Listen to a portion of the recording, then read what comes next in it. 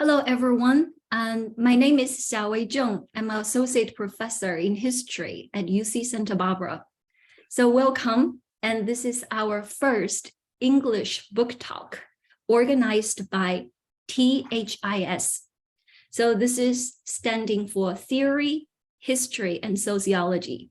It's a research and study group, and we want to bring together sociologists, theorists, and historians and deepen our collaboration and conversation. So today, it's our great honor to have Professor Ho-fung talking about his new book. And the title of the book is Clash of the Empire. It's published by Cambridge University. Clash of the Empire, from Chimerica to the New World, Cambridge University Press, 2022. And my co-organizer is Professor Zhang from American University. And we have 4 discussants today. And I'm going to quickly introduce the 4 discussants.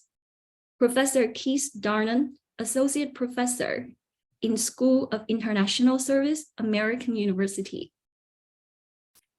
And then Professor Krishan Kuma, University of Virginia, Professor of Sociology.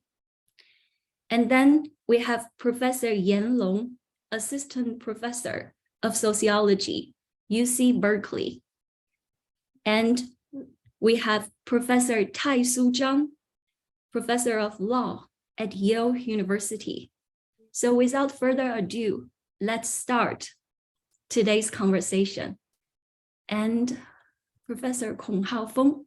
Yeah, thanks everybody, and thanks Zhang for inviting me, and thanks for my very distinguished co-panelists and moderator that I'm very happy to today or tonight to briefly introduce my little book, and I look forward to your comments and critique and questions. So let me try to share screen. I don't have, because I only have 20 minutes, I know that, so I don't have a lot of slides, and probably I just show a few slides. So this kind of Cambridge Element series is little books and 40,000 words. So and I have the full PDF version to share. So any of you who are interested in the audience or whatever, that you can email me, and actually I'm very happy to share the whole text in PDF to you. And because it's a little book that they are very compulsively asking me to restrict the word, so I have to cut and cut and cut. And there's a lot of content that in the original first draft that has to be cut out, and some of this surplus after I cut out and reduced to the final version, that I turn it into some shorter articles published here and there. So actually that the Korean translation of the book that just came out last month in early November, they include a lot of contents that I cut out from the, so it is like a director cut, the Korean version actually, that is much thicker than the English version, and also include my interview, my post-publication interview with Stella Zheng in the online journal Global China Post. So there's a lot of this kind of little pieces. You can see it as a supplement that I'm also happy to share if you are interested. But in the Korean version, in case you read Korea, that actually that doing the Korean version is doing full justice to the book, because there's so many stuff in there that is cut out in the English version. So that basically that when I start thinking about writing the book, it has been a long time ago, that after the book Israel Lobby came out by John Meyer and also Stephen Watt, and it was like 10 years ago, and it was well before we are aware that the US-China relation was deteriorating. And that was a time when US-China relation was very good. So I thought about writing a book about China lobby, that how that the political process in the US enable this very amicable relation between US-China despite many differences. And then, of course, then the situation changed, that US-China relation deteriorated, and then this book become a kind of explanation of why US-China relation that used to be so good in the 1990s and 2000s suddenly turned very bad in recent years. So when the book was published in 2022, when I was finishing it in 2021, and of course, and people are asking whether the Biden administration is going to change the trajectory that seemed to be started by Trump. And at that time, in late 2021, when I was like doing presentation in different places, when before the book was published, I get a lot of this kind of question. My answer is always that no, it is not going to change the general direction. The rhetoric or the details of policy might change, but the general direction of deterioration of US-China relation is not going to change with the change in administration. Because one key argument of the book is that I'm a diehard structuralist.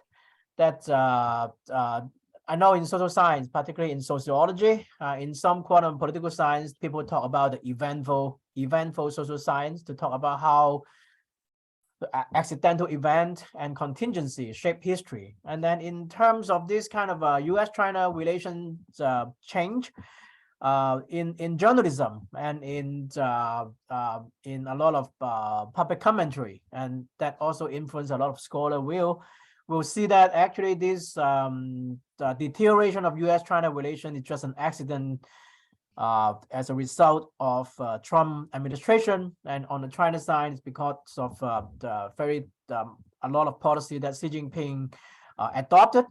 But I'm against this kind of a view that put too much emphasis on personalities and particular political figures. And as I spell out in the book, the deterioration of the relation actually started in the Obama administration and under Hu Jintao presidency in China.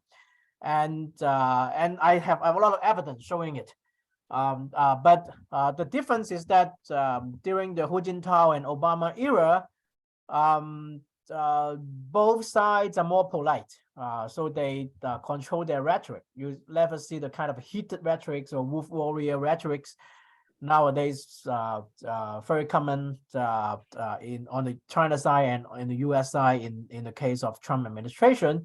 So it is that it is not that things start to turn bad under Trump or after Xi come to power, but actually that particularly after Trump get elected, he has a big mouth, and you know that his style is like and talk about things in a very exaggerated way on Twitter, and then people start to get people attention. And of course the trade war that started in the second half of his presidency. But what is interesting and what people tend to forget about is that the two things.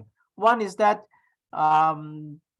during the election in 2016, that actually even in global times and in many commentators on the China side, they really worry about Hillary Clinton getting elected. Actually, once Trump get elected, there's some people on the China side and saying that actually Trump is a businessman. So actually it is better that he's the president and China can strike a deal with him and he's just doing business, while Hillary Clinton is more ideological and going to continue a lot of Obama era policy that targeting China, including the pivot to Asia that Obama administration started to divert more naval resources to South China Sea, to confront China over the South China Sea territorial dispute issues, and also the TPP that Obama administration accelerated, the Trans-Pacific Partnership trade negotiation. The whole point about the TPP is to lead by the U.S. a group of Pacific country, Asia Pacific or Indo-Pacific country, to form a free trade bloc excluding China as a way to put pressure on China to force China to change its many economic policy. So it is the Obama administration. And at that time, during the election 2016, then people worry that if Hillary Clinton became president, that it will continue this policy. And when Trump just assumed the presidency, actually in the first few months of 2017, interestingly, I don't have time to show you, but the American Chamber of Commerce and some the manufacturers associations actually listing all the problem that they have with China, doing business in China and competing with China, and alleged unfair trade practice that Chinese government adopt. And then they want to put pressure on the new administration under Trump to make sure that the new administration will continue to be toughening its stance on China over trade. So in some sense that it is this kind of associations and Chamber of Commerce in the US that actually worry about Trump being soft on China in the first few months of 2017 and try to put pressure on Trump. And also in the first few months of Trump administration, he actually suspended the freedom of navigation operation of the Navy in South China Sea. And so much so that a bipartisan group of people in Congress, in the Senate, and in the House of Representatives, including Nancy Pelosi, including all these Republican as well, like Marco Rubio, to have a joint letter to put pressure on Trump to ask him to resume the freedom of navigation operation in South China Sea. And then they are saying that Trump suspending this operation will send a soft, wrong signal to China, making China think that actually the Trump administration no longer care about the South China Sea issues and things like that. So it is very different world back then, and people forgot about it after Trump really started the trade war, and with all these heated rhetorics against China, and when the hawks in the Trump administration took over. But it is more than Trump, that this kind of a deterioration of relation between US and China. Actually, I date it back to around 2010s as the origins. And so this is point number one, that this, and also there's many people in the think tank circle in Washington saying that it is the origin of the problem, like this kind of a China statist turn in economic policy. Actually, it didn't start with Xi Jinping, it started with Hu Jintao. The whole Guoji Mintui thing is actually that the discussion started. And the data also show that this kind of the statist turn of Chinese economic policy and development actually started in the Hu Jintao period. And again, that in the early years of Xi Jinping's leadership in 2012 and 2013, I can also find an articles in New York Times and saying that Xi Jinping is the kind of a reincarnation of Reagan and Thatcher, because at some point that his think tank talk about this kind of a supply side structural adjustment, structural reform, that is to ring in the lax lending of state bank and to discipline the enterprise to make them more profitable and responsible rather than keep borrowing money.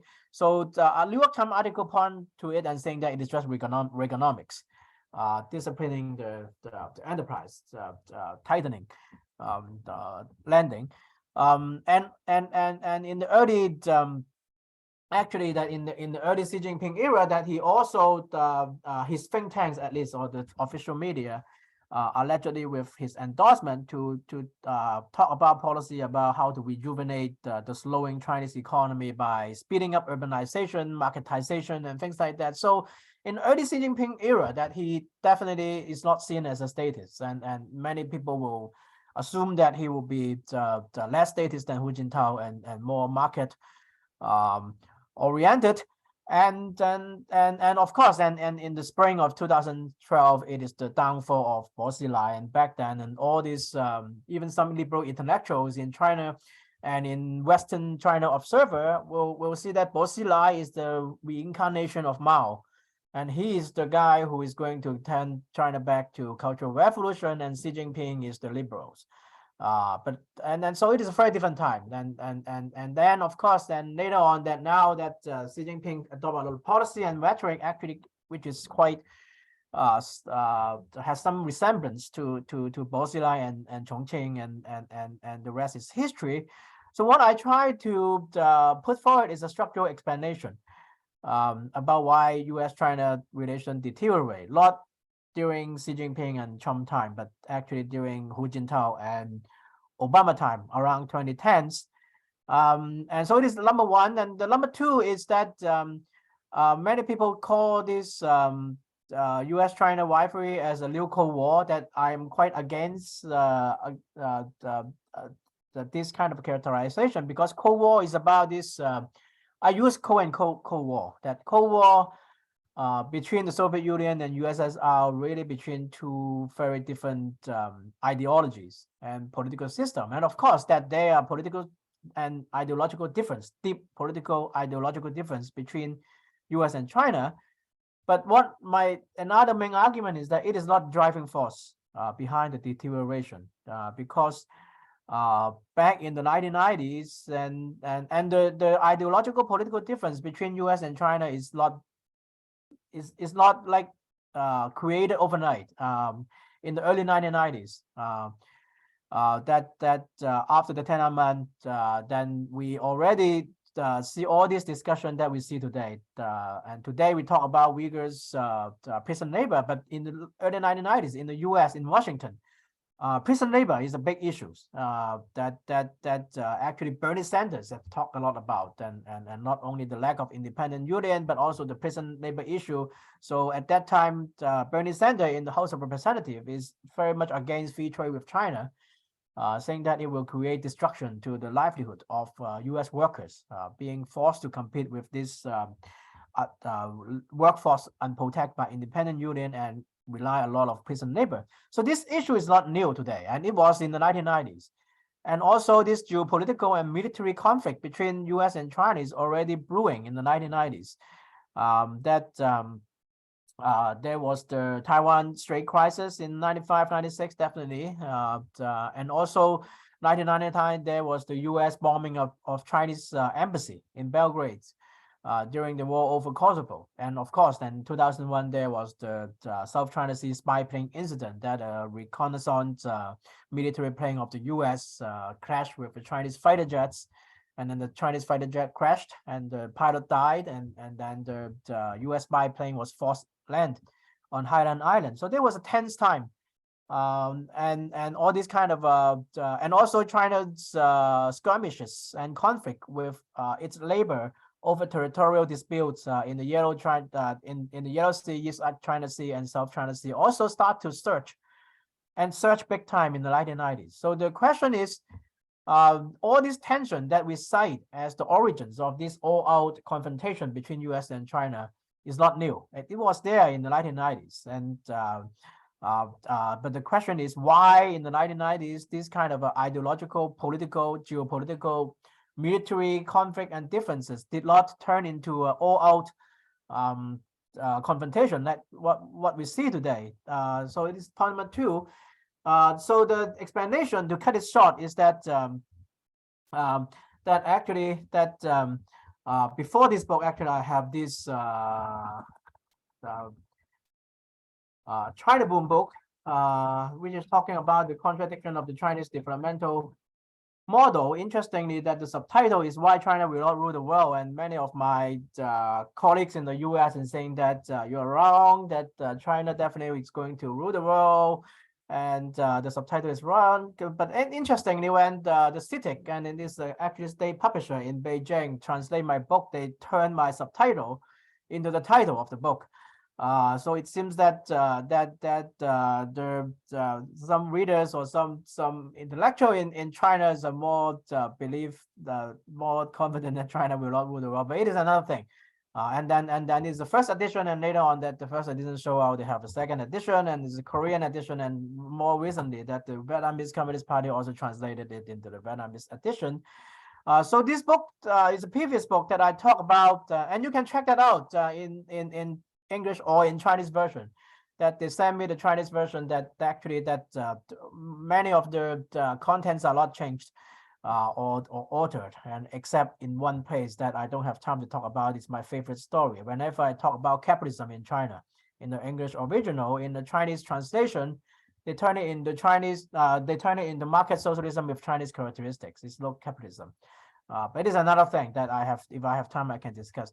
So that China turned to export-oriented growth in the 1990s, And then at that time, US has this kind of a protectionist surge against China goods in the 1990s. And at that time, that this protectionist tendency supported by the US unions and some human rights activists and classical right-wing co-warrior, they are against free trade of China. But at that time, China successfully mobilized US corporation to lobby for China, and then to force the Clinton administration at the time to take out the human rights conditions on China trade and China goods low tariff access to US market. So it is the US corporation mobilized by China that the Chinese government successfully mobilized this US corporation by offering them promise and of access to US of trying to Chinese market. For example, AT&T was promised that access to China telecommunication market. So AT&T was very crucial in lobbying the Clinton administration and the Congress to open up free trade with China.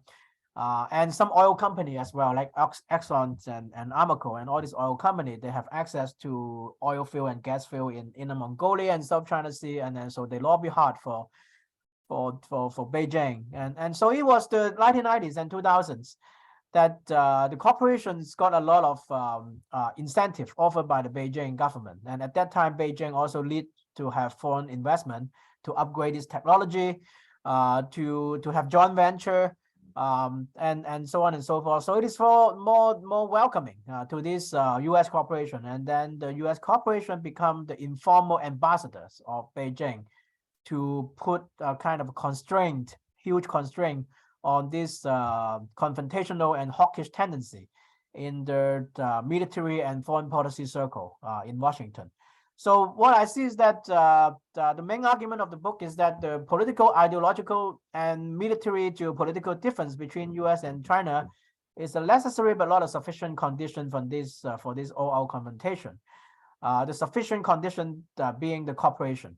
That in the 1990s and 2000s, U.S. corporations has huge incentive to lobby and to become actually the envoy, the ambassador of Beijing, and then they put a huge constraint on this confrontational tendency. But what happened after 2010 is that 2008 there's a global financial crisis, and then China has a successful stimulus, financial stimulus, to weather the crisis. But then after the rebounds in 2009, 2010 of the Chinese economy start to slow down big time. Then again, I don't have time to show, but you can look at the book and look at all the data. And then in this kind of a shrinking pie, the Chinese state start to be more aggressive in protecting the Chinese enterprise, mostly state enterprise, but also including some private enterprise as well, to protect them by ensuring them has a bigger slice of a shrinking pie. So in this context, many American corporations and other corporations in other countries feeling they are squeezed out or squeezed, pressured in the Chinese market. And also the Chinese state become more proactive in appropriate technology and patent technology from the U.S. Corporate partner. So then after 2010, you see a huge shift in the sentiments of U.S. corporation about China, that they don't show it publicly. They won't have a public statement against China because they still have business in China. They still have money to make in China, but the expansion has stopped and the future opportunity as they perceive has stopped. So many of these corporations actually behind closed door and under the surface, and I can find a lot of circumstantial tangential evidence. Some of them has direct evidence showing that actually some of them actually directly lobby against China in Congress and in Washington. Some of them, at least, that if they don't directly lobby against China, they suddenly become no longer active in lobbying on China's behalf to restrain the hawkish tendency in the foreign policy elite circle in Washington. So that is the main argument. And I have probably run out of time, but the conclusion is that it is this kind of a corporate shift that lifted kind of a key restraint on the hawkish tendency of US confrontational stand on China. And of course, on the China side, there was this economic slowdown, and then the acceleration of the statist expansion and the expansion of the regulatory state in China to favor and facilitate the expansion of Chinese enterprise in a shrinking pie, and not only in Chinese market, but also in the Belt and Road in other developing countries market. Now, the US corporation not only feel pressured and squeezed by Chinese competitor in the Chinese market, but also they're also squeezed and feel pressured in the third countries market, like in all these Belt and Road countries. You no longer see Caterpillar construction machine in construction site.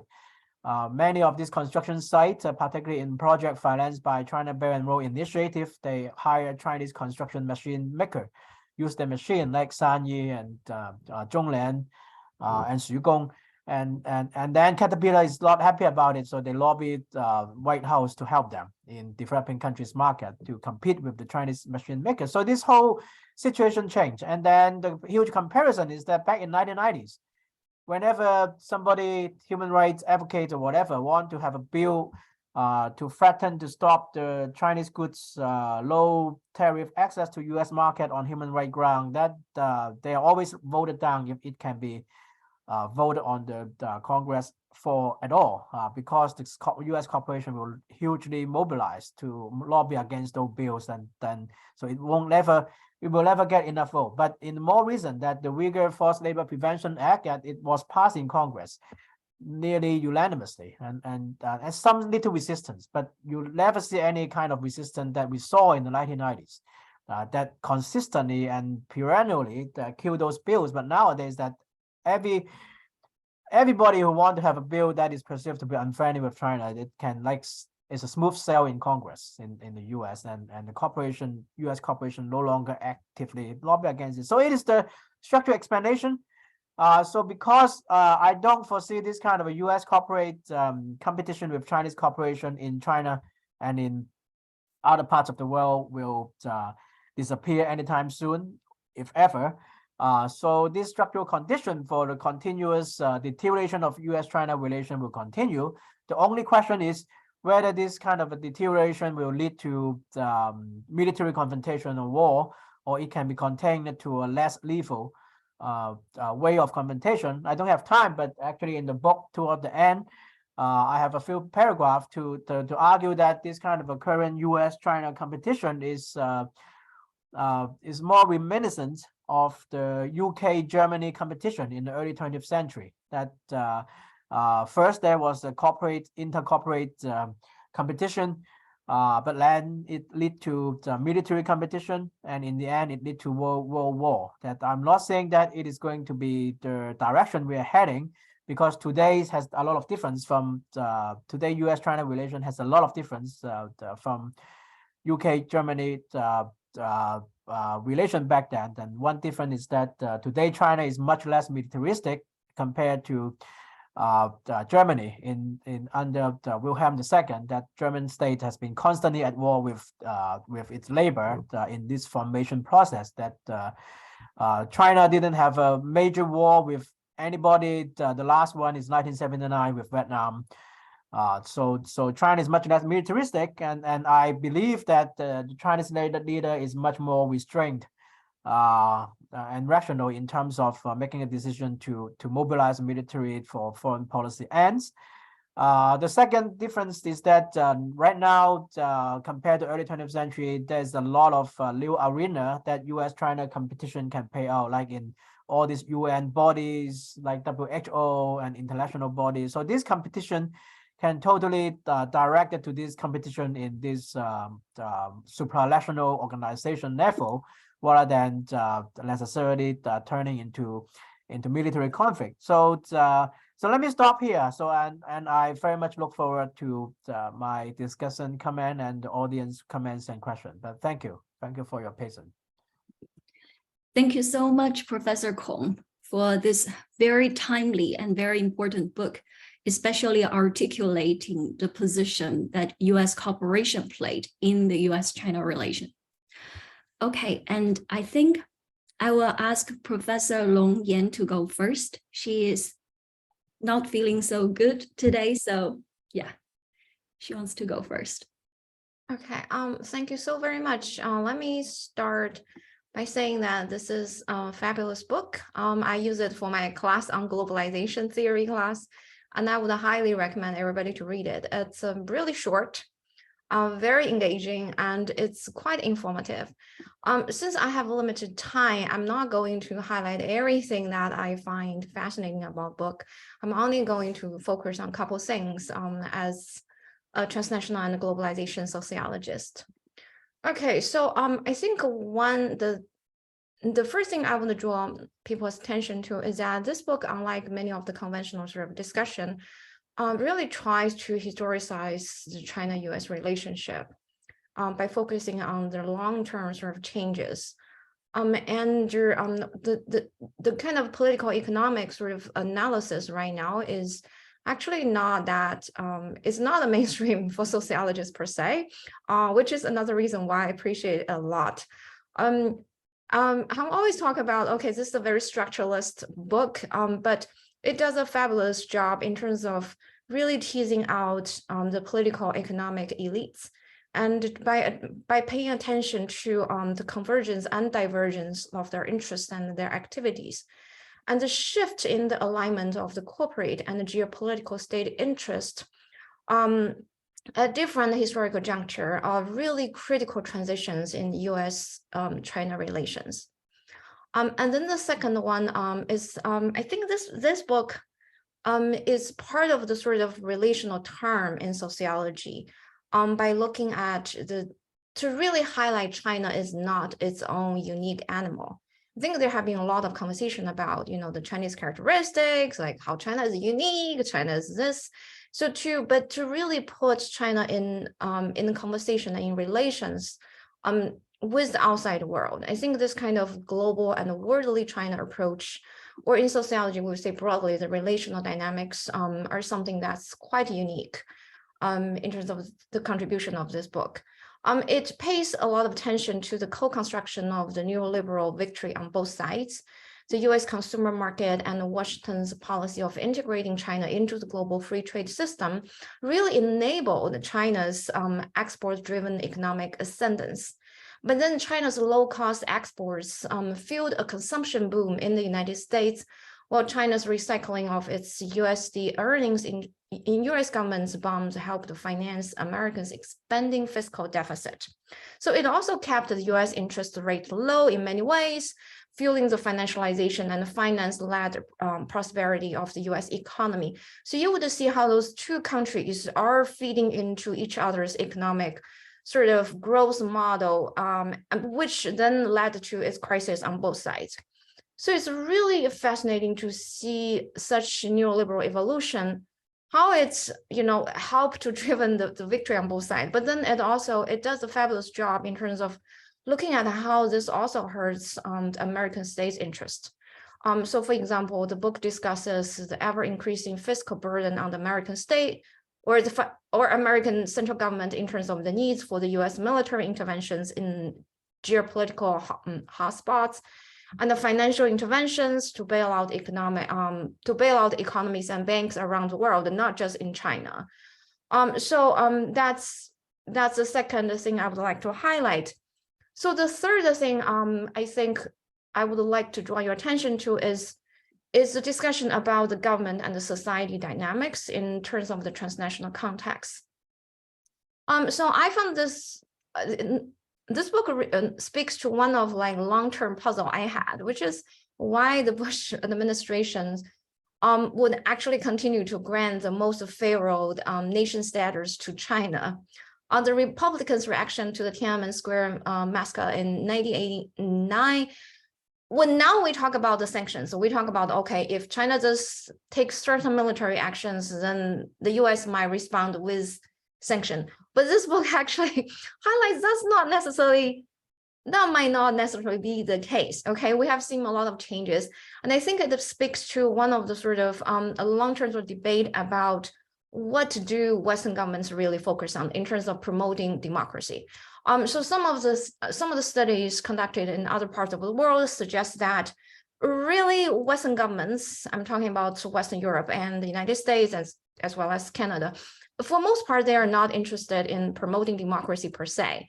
They care much more about the political stability, which shapes the return on their investment or intervention. So in many ways, dictators or authoritarian regimes tend to utilize other way to signal their stability, not their democratic commitment. And in that way, they can also get rewarded at the international stage.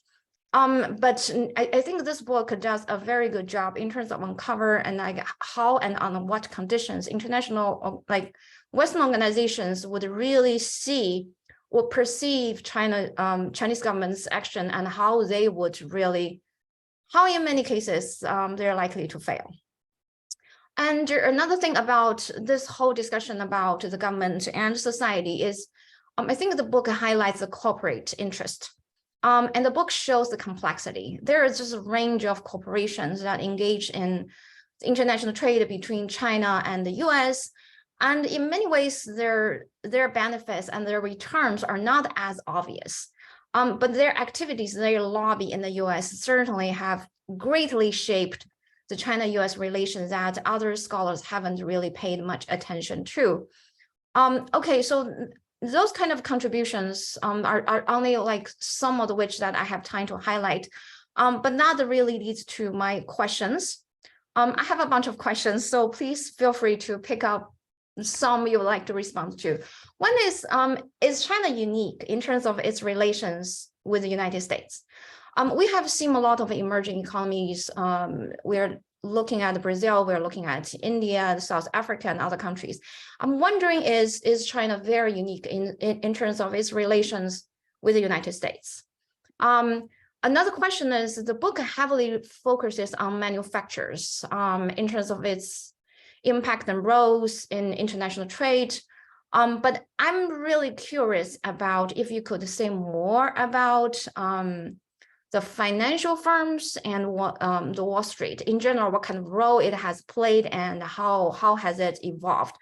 I know you have emphasized that you don't think that the China-US relationship will get better. Basically, that's what I'm hearing. But I'm still curious about, I think for me, it's always important to tease out the complexity. I'm still wondering what kind of roles financial firms and especially right now, the high-tech companies would play in this process. And even in terms of bad relations, there are still different ways, okay? There is still, I can still see from Washington, D.C., there is a coexistence, okay? There is still a lot of push for that. It's competitive, but coincidence. So I'm wondering how would you see that kind of, would shape the evolution of the relations? I also have a technical question for you, which is, you talk about the AT&T as a very important sort of piece of evidence. But nowadays, AT&T, and so you talk about how AT&T participated in lobbying the US government in terms of granting China that kind of special trade status, but then it didn't get a lot of financial return. But AT&T nowadays is completely different compared to AT&T in 1994 because it got dissolved, right? Not dissolved, but it was divided into different companies. So for example, one of the big chunk of it, which turned into Lucent Technologies, and it actually got a large share of market in China, but Lucent has been declining globally, not just in China. So I'm wondering if you could say more about, can we use that as an example or evidence in terms of, that's because in China, the Chinese government has been pushing the foreign companies out. I'm wondering if you could say more about that. And then the last question is, I know you have a much more sort of pessimistic view of the future.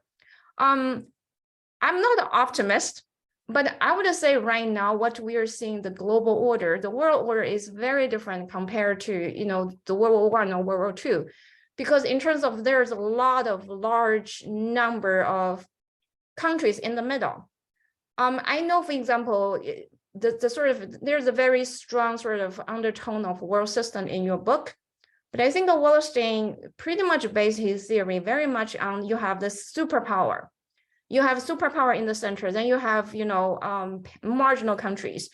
He hasn't really paid a lot of attention to countries in the middle. But now we're seeing sort of growing sort of influences and impact and roles of those countries who are, you know, watching both sides and trying to play both sides, if, you know, for example, like Turkey.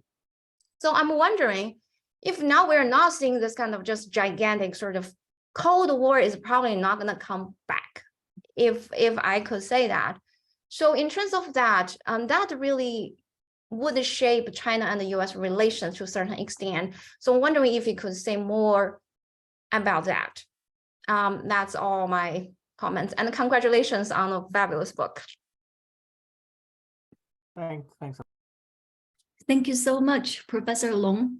Professor Kong, do you want to respond first, or let's gather some questions? Yeah, maybe we can have a round of discussion. Okay. Right, respond together. Yeah, thanks. So who wants to go next? Discussants. Keith? Sure, I'm happy to follow. I would just want to reiterate first off what a great book this is, particularly for courses. I teach a course in global governance, and this will be an absolute perfect addition to that course. It's very clearly, sort of who the literature that it's speaking to is very clearly laid out. It does an extraordinary job of just tracing the political economy of the last 2 decades in the U.S.-China relationship in particular. And it's very clear, well written, and makes a very distinctive point. And so I would say my comments, I think, will just try to challenge that point a little bit in a variety of different ways. I think it's sort of in keeping with the previous set of comments. The role of corporations plays a big part in this book. There is kind of this assumption of there are states out there that are interested in geopolitical rivalry. It's kind of like a realist almost perception of the state. But then there are corporations that are interested in profit. And that the US is a particular case where corporations are more important in some ways than the foreign policy establishment and the security establishment. They can place a check on that security establishment. And in that, there's an implicit theory of the state, I would say. And it goes back to kind of an old instrumental Marxism in a way, of the idea that corporations, individual corporations, have an influence over state policy, that the state sort of does their bidding. In your story, it's quite fascinating in the sense that actually US corporations are doing the bidding of the Chinese state because the Chinese state creates a set of incentives for them to lobby on its behalf, granting them memoranda of understanding so that they're guaranteed market access in a market that virtually every corporation was very excited about entering in the 1990s and 2000s. And so I think that's a very novel position, but in some ways your view of the United States is very old in a way, in a sort of an earlier Marxist or Marxian tradition. And I would say that might benefit from some of the later Marxist theories of the state, rather than thinking of the U.S. government as an instrument of a correlation of forces of corporate interests, that the U.S. government very often acts in the interests of liberalism in general, or capitalism in general, to use that language. And you can think of US-China policy and US policy more broadly in the 1990s and 2000s as really trying to create the conditions for global markets to function. And so it's about free trade, right? So, pushing through the WTO membership for not just China, but for the former communist countries as well, so the communist bloc. Also, property rights, a key feature of any capitalist system. And it's, sort of stressing intellectual property in the Chinese case. This was not necessarily something that was corporate interest. This is an interest of corporations as a whole, right? As capitalism as a whole. And so, and also stable currencies, unmanipulated currencies, so that you could have predictable exchange. And these are these are things that states need to provide for any capitalist system to function. And because the US kind of took the global capitalist system as its domain, it's not surprising that you would see pressure on those particular points. And so I think that it's not liberal democracy that the United States was trying to push on China, but it was liberalism, economic liberalism. And the state played a very important role in that. And I think part of the difficulty was that China did not pursue that path. In other words, China had a very different strategy for development. It took Western companies a while to realize that, but eventually the idea that protection of intellectual property was not in the interests of the Chinese party state, that refraining from currency manipulation to gain greater market access was also not part of the Chinese party state strategy. And also market openness and access. In other words, it wasn't a notion that China would grow through free trade, and that companies entering the Chinese market would lead to the growth of the Chinese market. There really was a more mercantilist view of trade, which is, we're going to restrict access to our markets and seek as much access in your markets as possible. And so there was a real collision there between a US state-backed global liberalism and a Chinese state-backed kind of mercantilism in a way. And so I don't think that was inevitable.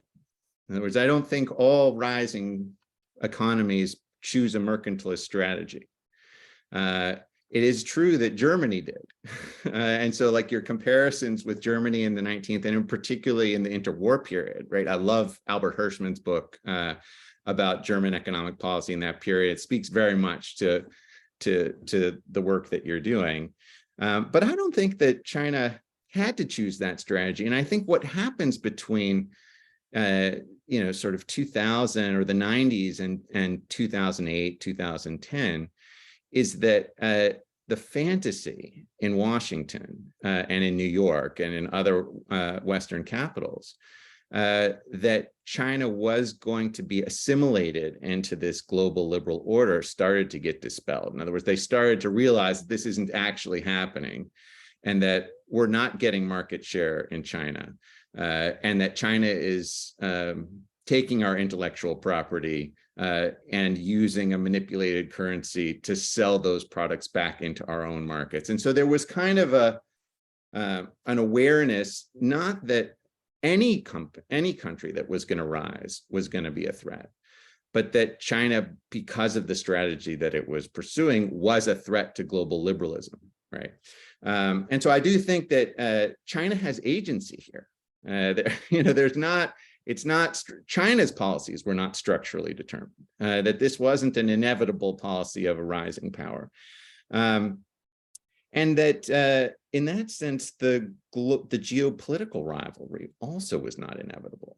There was a view in Washington that China might go the way of Japan, right? That it would rise and become a huge market, and there wouldn't be a direct confrontation resulting from that, because essentially you would get greater market access. You would move away from the more illiberal features of the economy with time. And that because China was doing so well in a global market economy, that it would keep moving in that direction.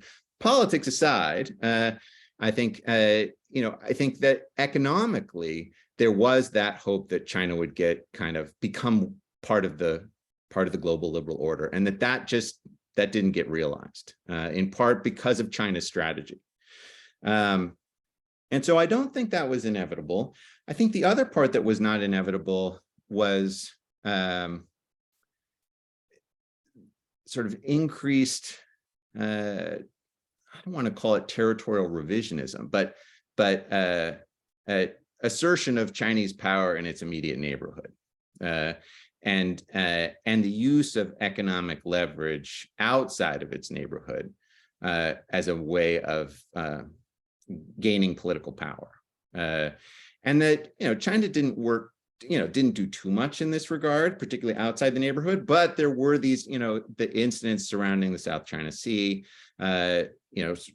greater saber rattling around Taiwan, that these issues started to come to the fore more. I don't think that the US security establishment saw China as an inevitable threat, but over time it did come to see China as a threat, particularly when China started, buying Russian submarine technology, and there was a whole sort of broader shift towards China looking like it wanted to be a military power and threaten countries in the region. And so I do think that that too was not inevitable, but that, I agree with you, does look like our future. And so the sort of ongoing rivalry in that geopolitical sense is a lot harder to unwind than the economic tensions that emerge as well. But it's a wonderful book, and I very much look forward to assigning it. As a political scientist, I very rarely these days get to read anything that is sort of Marxian in its influences,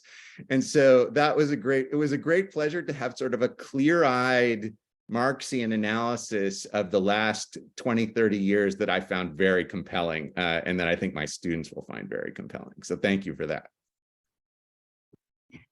Thank you, Professor Darden. And maybe next one, I go to Professor Kuma. Let me unmute, that would help. So yes, I thought actually that you might feel I should come on at the very end, since most of my comments relate to the very last part of Ho-fung's book, where he makes interesting comparisons between US-China rivalry today and German-United Kingdom rivalry in the late 19th and early 20th centuries. But maybe that can come in now, that just as well as it can at the end. But let me just first say, as so many other people have been saying to you, Ho-fung, how much I enjoyed your book and how much I learned from it. You were saying earlier on that you rather regretted the amount of editing that you had to do for the English language edition. But I have to say, from the point of view of our students and even our readers, it's actually quite an advantage to have such a powerful, compact statement of a position, so well argued and with such a weight of evidence. I mean, you packed so much into those 60 or 70 pages. I really congratulate you on that achievement. And I too, I think, will be recommending this book very much to my students to read. And I certainly learned a lot, particularly as other people have been saying. Perhaps I should have known, if I'd known the literature better, about US corporate strategy and the incredible importance they played under Chinese state direction, as I learned from your book, to push the US into a certain position where they were prepared to bring China into the World Capitalist Organization and the joining of the World Trade Organization. I thought that was a fascinating story. And also the unraveling of it, the coming apart of it from, as you were saying in your introduction, from as early as the 2010s it began to. So I really enjoyed that. Let me come to the thing that I think I was, I think Yang invited me because I'm a kind of empires person.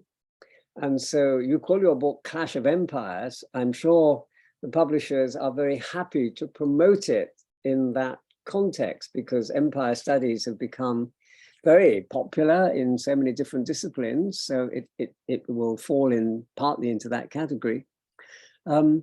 I want to raise some questions, I think, about the parallels that you draw in the last 6, 7, or 8 pages of the book between China and the US on the one hand today and Germany and the UK about 100 years ago. And I think my point can be put like this. There has to be a correspondence of situation And that seems to work quite well. And the correspondence situation is probably quite close to what you discuss in the book, the so-called Thucydides trap, where you have an established power, the US in this case, the UK 100 years ago, challenged by a rising power. In the current situation, it's China, and in 100 years ago, it was the UK. So comparable situations, of course, are the beginning of this kind of historical comparative analysis. But what I want to say is that it's not just comparability of situations, but there has to be equivalence of actors, if I might put it like this. What I mean by that is that we should be comparing like with like. And what I find with your parallel is that when we're looking at Germany and the United Kingdom in the early 20th century, we're not looking at equivalent actors, because, and as soon as I say it, I'm sure you're going to understand what I mean. Britain, the established power of Britain was the most powerful country in the world by the end of the 19th century. But it did largely through its imperial expansion. It was the largest power, the largest empire the world has ever known. At its height, it controlled a quarter of the world's population and a quarter of the world's landmass. That was its strength. And then it's confronted by Germany. And Germany, although it tried to enter the colonial game, did so very late. And very, I think, tangentially. They had some colonies in East Africa and Southwest Africa. And of course, they had a famous colony, Qingdao in China. But they were never a match for Britain in imperial terms. Their strength was domestic. Their strength lay on the growing and immensely powerful German industrial economy. But it was not an empire. They called themselves the Reich. And I've talked to many people about why do the Germans describe the state that they formed in 1870 when they united? Why do they call it a Reich? In fact, Bismarck never wanted an empire. And he wanted basically a nation state, a big nation state. And that's what Germany was. So the word Reich is rather misleading in relation to the Germans. They were not an empire. They had some minorities. There were Poles in the eastern part, but basically this was a land power, If we want, we can call it a land empire, but it was not an overseas empire. So I think its relationship to Great Britain was very, very different from those where we have comparable situations as we seem to be having with China and the US today. Neither of these are colonial empires. We can call them empires, but I think you'll agree that they are empires only in that rather informal sense. They don't have colonies. And I think it's very interesting that America distinctively made a conscious decision at the time of the Spanish-American War in 1898. They could have acquired colonies. They could have colonized and kept the Philippines. They could have probably taken over Cuba. They didn't. They made a conscious decision not to have colonies on the European pattern. And I think that creates a very different kind of power from the overseas empires that Britain had or France had. So I think the conflict between Germany and the United Kingdom in the early 20th century is of a different nature from that we might be seeing in the case of China and the United States today, which are comparable great powers. I mean, they're comparable in their power, but they are both domestically based powerhouses. They're not empires. I think that if we were looking for a parallel that perhaps might be more fruitful, I mean, I'm just offering this as a possibility, I would go back to the 18th century, to the rivalry and conflict between Britain and France. Not so much Britain and Germany in the early 20th century, but Britain and France in the late 17th and 18th centuries. Here you do again have the kind of Thucydides trap situation. France was the dominant power, continental power in the 17th century and in most of the first half of the 18th. And Britain is, if we can use that expression, the new kid on the block. Britain was rising. in the late 17th, 18th century. But they were both overseas empires. They were both making their bid through colonies. The French in North America and in India and in the Caribbean, and the British in exactly the same places. North America, the Caribbean, India. This is where the great global conflict of the 18th century was taking place. And it was fought out not through domestic kind of encounters, although they did have some of those. There were land wars in the War of the Spanish Succession and some of these others. But basically, it was a global conflict fought out overseas, not in Europe. And as we all know, Britain won. Britain won that conflict. They drove the French out of North America. They took over a lot of French Caribbean islands, and crucially, they drove the French out of India. And that was a really important move. So, and through that, we see the rise of Britain at the expense of France. By the middle of the 19th century, France is in decline. I would say, in fact, that the British were able to use the resources of their overseas empire to, when it came to a land conflict, they were able to defeat France at the time of the Napoleonic Wars because they'd already built up such a strong overseas empire. And by the middle of the 19th century, I think it's clear that France is kind of in decline. And the clearest indication of that was France's crushing defeat by the Prussians in the 1870 Franco-Prussian War. So we see France going from being this dominant thing, engaging in conflict with Britain, and then declining in the 19th century in a quite spectacular way.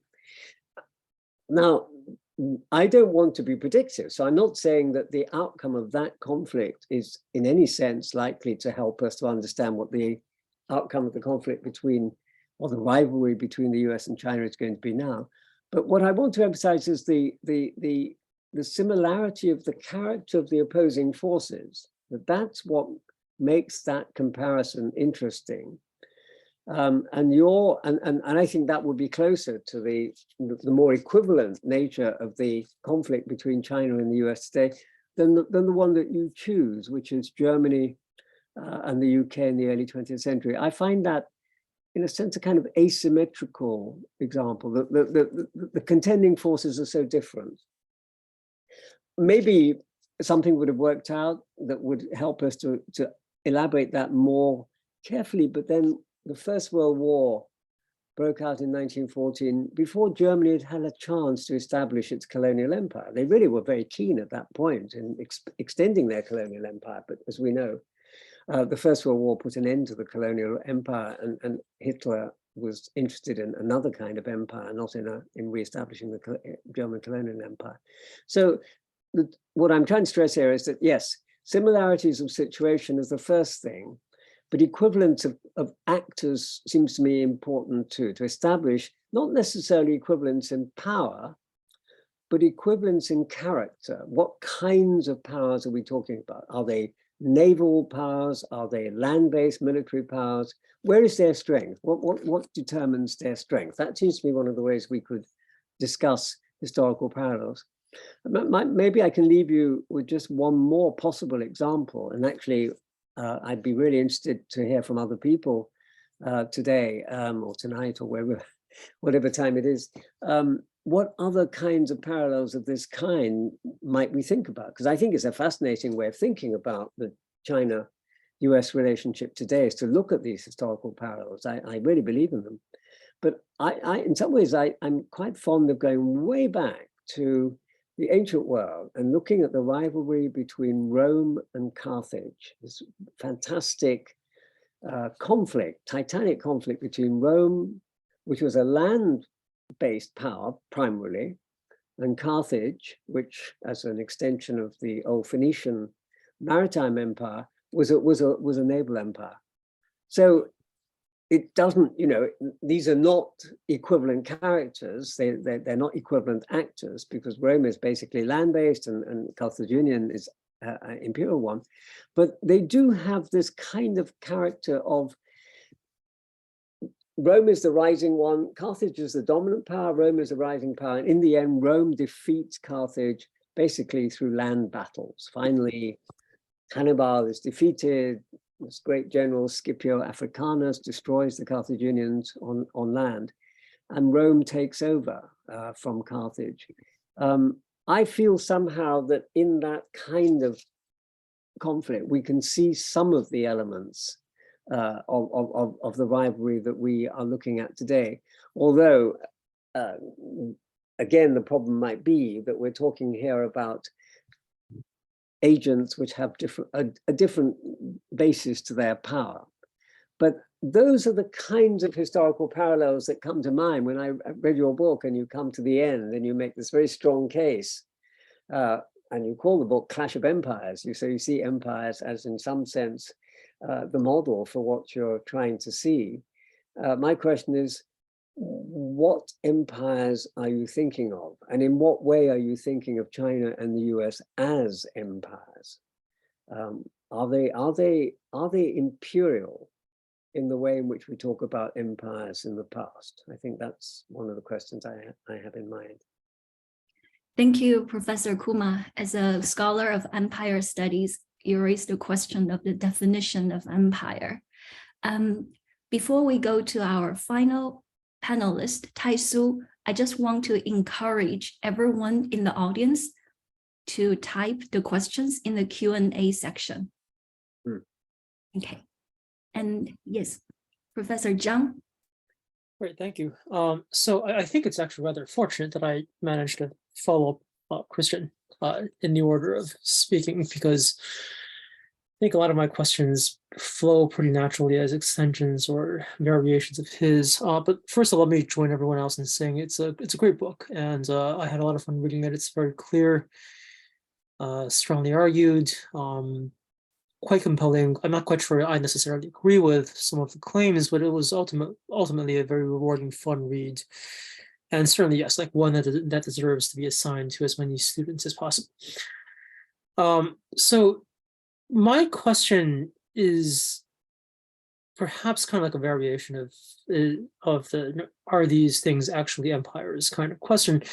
Although I guess it's not so much about the categorization as about the actual mechanism through which the US and China came to the current situation. Which is, you know, like the crudest way to put this is that imagine a counterfactual world in which the Belt and Road policy never, the Belt and Road Initiative never existed. China never really went into Africa. Let's just imagine the South China Sea stuff didn't really exist. Frankly, all of these things are not terribly central to Chinese interests anyway. And China was just content being an exporter and an industrial base. To kind of use Krishan's like an analogy, imagine that this was Germany on steroids. It was content with being a nation state industrial power, simply producing stuff. Yes, it certainly, you know, like there's intellectual property theft, there's appropriation of American research, there's perhaps like violation of fair trade practices and so on and so forth. But China doesn't really try to go much beyond its boundaries, except in the course of normal international trade. Would the US, like assuming the Chinese economy had become what it is right now, would the US still behave somewhat similarly towards China? And my gut instinct is, yeah, it probably would have. Right. So, and that's the interesting thing here. Like, I guess my question is, do you disagree with that? And if you do, well, could you please tell me why? But if you don't, if you also kind of sense that the core issues between the US and China are ones of kind of like, you know, domestic economic practice, sheer balance of power, intellectual property, technological competition, whatever, then what does the geopolitics actually do here? Right? Is the geopolitics a sine qua non for the thing, you know, like US relations coming to this point?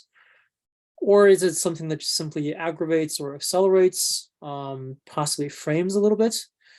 But the thing is, you know, you can kind of imagine a world where even without all of that, you know, they would probably still more or less be in this situation.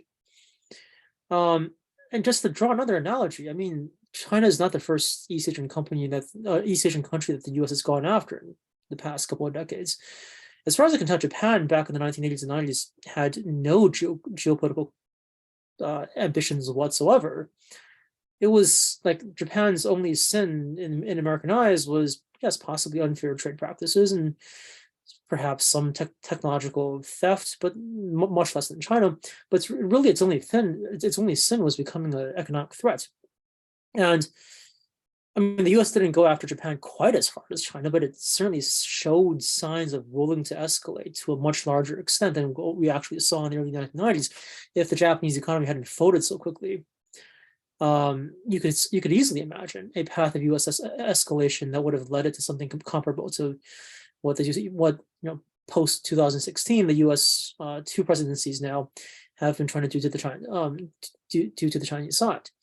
So I guess like this is the thing about the book. Like, there are many parts of the book that I find enormously compelling, and I agree very much with. Like the corporate American interests, the shifting of attitudes in corporate America once China became a certain kind of threat, economic threat. That's all great, but then I get confused once the geopolitics comes in, because I'm not quite sure what role the geopolitics actually is playing in this analysis. So I'll stop there. Thank you.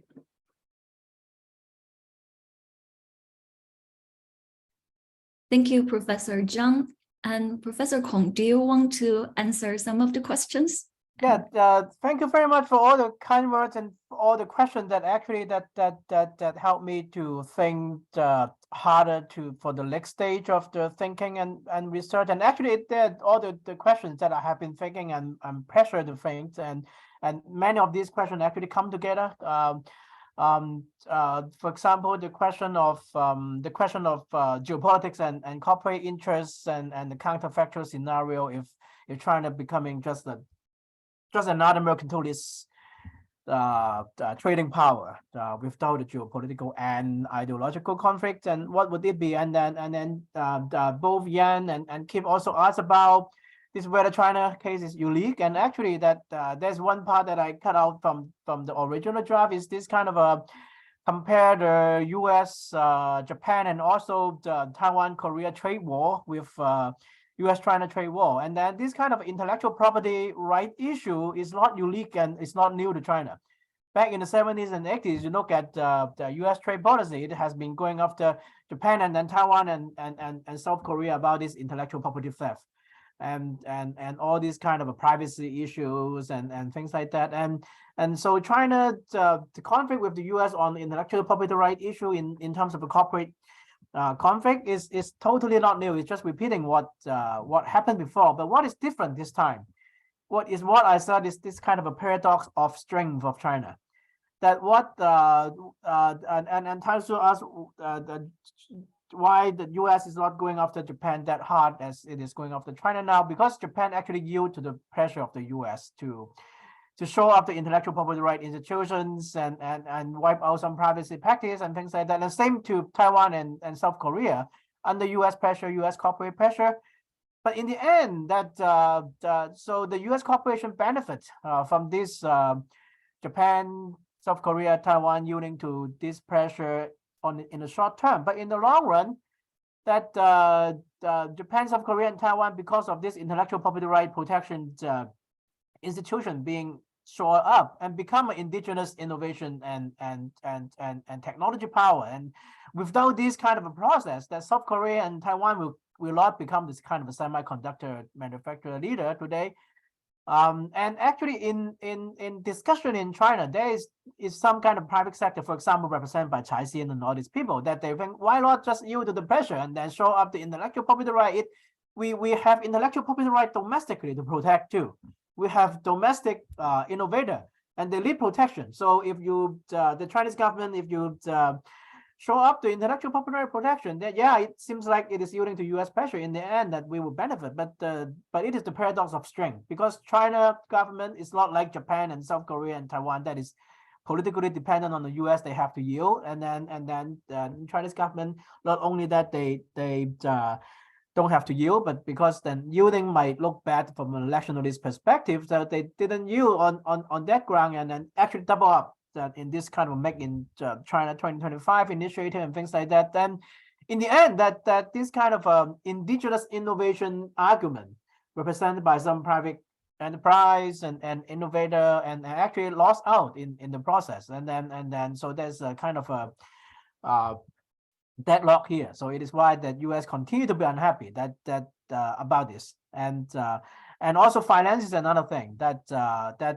during the Obama administration, one thing that Obama started the TPP negotiation. At the same time, Wall Street is pushing Obama, and Obama is actually starting the conversation with Hu Jintao government. That is to have this what is it called? The bilateral investment treaty, BIT, with China. That is that US loosen up its restriction on Chinese investment in US, and on the condition that China will loosen up its restriction on financial investment. So because the Wall Street really want to go into Chinese financial system, has like fully owned operation and things like that. So it again, it also happened to South Korea and Taiwan and Japan back in the old days, and when Lee Teng-hui became the president in 1990s, and later in Chen Shui-bian, and the big agenda under U.S. pressure is financial liberalization and let American banks go into their home market. And so and South Korea, they didn't manage to do it until the Asian financial crisis of 97. And then Japan is very early on. So this financial Wall Street interest is really trying to push through into the Chinese market. But the nature of that I talk about in the China boom is that the financial liberalization, the last thing the CCP would be willing to do, that is to open up the control of credit, because like the state bank control of the credit is the most important leverage that the party state has over the economy and over the society, who get the credit, who don't. So they are very vigilantly guarding this kind of financial liberalization. So it is why that even at the expense of renminbi internationalization, that without liberalizing the banking sector and liberalizing the capital account, they cannot internationalize the renminbi as fast as they wish to. So they don't care. So even at the expense of renminbi liberalization, they don't open up. So that Wall Street is get frustrated. It is another factor. So actually it is not unique. The problem is not unique, but the fact that China is a kind of I'm reluctant to characterize them as communistic, but it is actually a nationalistic party state, kind of an authoritarian system that lead to kind of a response that is very different from the response in Japan and early East Asian, and then so it's the different result. And of course that the geopolitical and ideological thing is I'm not discounting them as a factor. I'm just saying that they are not sufficient condition. They are still necessary condition. As in the 4x4 table, at the very end of the book, I do think that there is a case in which there's a box in which the low periods in US-China relation can fit in. That is when the corporate interests are crashing, but the geopolitical interests are aligning. There's low period in US-China relation is like that, but it is exactly the situation between US and Europe, or US and Japan.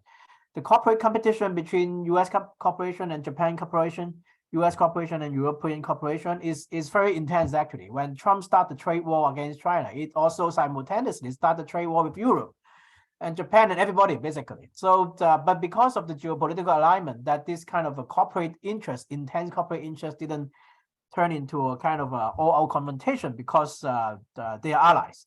They have all the security pact and NATO and everything else. So it is the counterfactual situation that if China is just ordinary mercantilist country without kind of a geopolitical conflict and ideological conflict with the US, what would the situation be like? It would be like the situation in like Europe and US trade war, but not in all-out confrontation. So, and regarding that Krishan question about this empire, and definitely that both China and US are not formal empire, but they are informal empire. By empire I mean like nation state, they have the will and the capability to project their power beyond their sovereign space.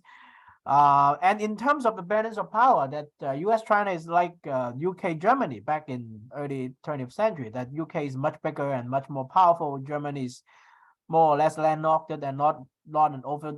It's very that like one source of conflict between the UK and Germany is that the Wilhelm II want to build a naval power, naval presence, getting into the Mediterranean and Black Sea and all these things, and then they threaten the British naval fleet, and then they try to encircle the German. and make sure that their military power cannot project into the sea. And then after this option is not that viable, that Germany built this kind of a what I call the early 20th century version of Belt and Road, that is the Berlin-Baghdad Railroad.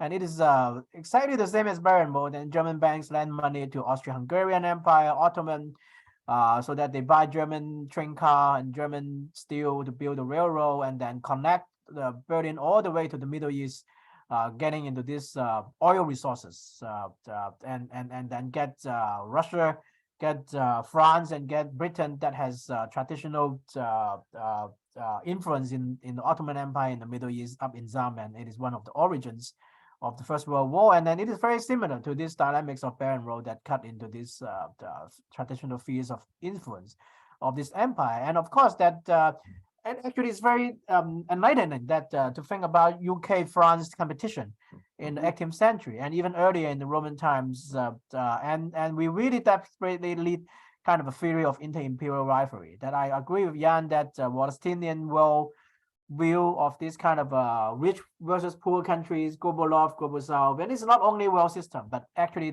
all this left-wing IR kind of perception of the world dividing by the core and periphery, global north and global south, is very much outdated. And actually, I have a piece in the annual review of Sociology about this global income inequality, that what we see is this economically, this rise of the middle, the semi-peripheral, the middle class, that China is a middle income country, so is India, Turkey, Brazil, and all these BRIC countries are middle income countries. So, and there are multiple powers or multiple empires involved actually, that and some are in the periphery like Iran and Venezuela.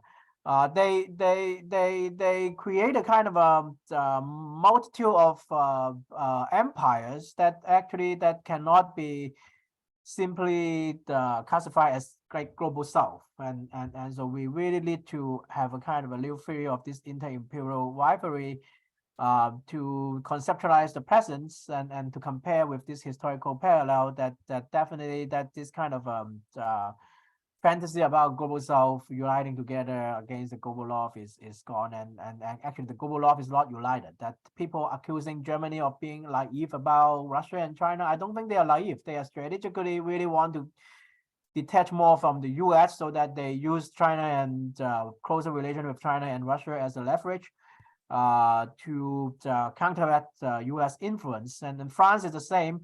So this kind of course, and then this inter-imperial rivalry is not only about the top two powers, and also other powers are involved. As in today, we cannot talk about this inter-imperial rivalry without taking into account Russia and Iran and all this very complexity, and also the division and on hidden division between the Western Bloc, between France, Germany, and the US. It's more apparent during the Iran war, but over China is also a kind of a headache from the US point of view, that the Europeans are less emphasizing getting on board and more emphasizing using China and also Russia as a leverage against the US.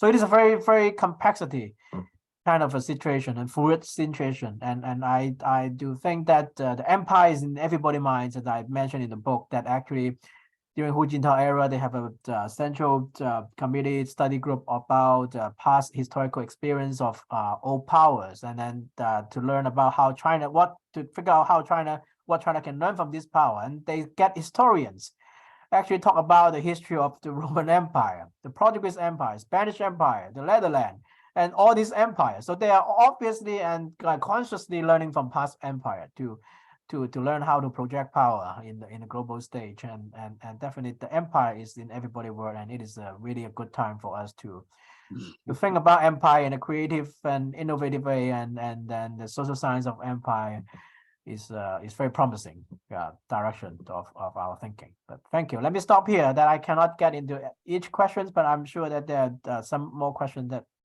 from the audience that I can also respond to, and let the conversation continue.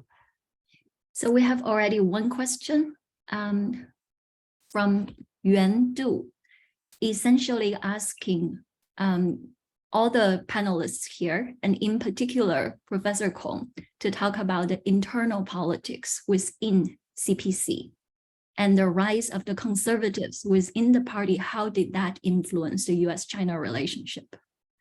Yeah, definitely. That actually that it led me to kind of a response to a question that I missed from the panelists. That is this internal politics of China and internal political economy, not only politics, that is tied to this U.S. corporate response, because Kiev is asking whether U.S. concerned about this general principle, intellectual property rights, for example, and act on this general principle. My response is that this principle is important, but I suspect that they will act on it seriously without the kind of constituency that is the corporation. It press hard on it because, for example, in terms of intellectual property right, they know about there is a problem for very beginning, and a few years after China joining WTO, there's already discussion that there's kind of issues about China not abiding by the term that they get in the WTO, but it didn't get serious. They didn't get it serious until the U.S. corporation seriously pressing on this issue, and then the U.S. corporation know that there is a problem, but they didn't press on the issue when the Chinese economy was expanding. Because you see a lot of this kind of a corporate interview, and then they will also say that I know that's the issue, but actually the market is expanding. I have a lot of money to make there, so I won't pick on this issue right now that I enjoy the expansion. So they put in the back burner, actually many companies. So this suddenly become a huge issue that not only that China intensify the effort to this kind of a technology transfer or technological theft, depending on your perspective, how you call it. But also when the economic pie was stopped to expand, actually, when there's a shrinking pie, that they concerned about this issue more. So they put more pressure on the U.S. government, and the U.S. government act more aggressively on this issue. And the currency manipulation is the same, because you look at the paper published by economists in the Treasury and the Fed, and then the Chinese currency situation, whether it is overvalued or undervalued. Actually, there's a disagreement among the economists in the government, that some people say that they're undervalued, some people say overvalued. So the government act on the fact that accusing that it is undervalued only after this kind of a corporation form an alliance. I forgot the name of the alliance, the coalition of Chinese or coalition of fair currency or something like that. So it is a group of industries that form a formal organization to press on the government to accuse China of manipulating currency to undervalue the currency.